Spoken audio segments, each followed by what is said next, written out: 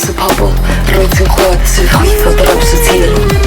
Mae rwan ydy'r amser i ni newid, amser i ni ddysgu byw hefo'n gilydd. Mae rwan ydy'r amser i ni newid, amser i ni gael gweld trwy'r celwydd. Ac hyn bo hir, awn i sylwi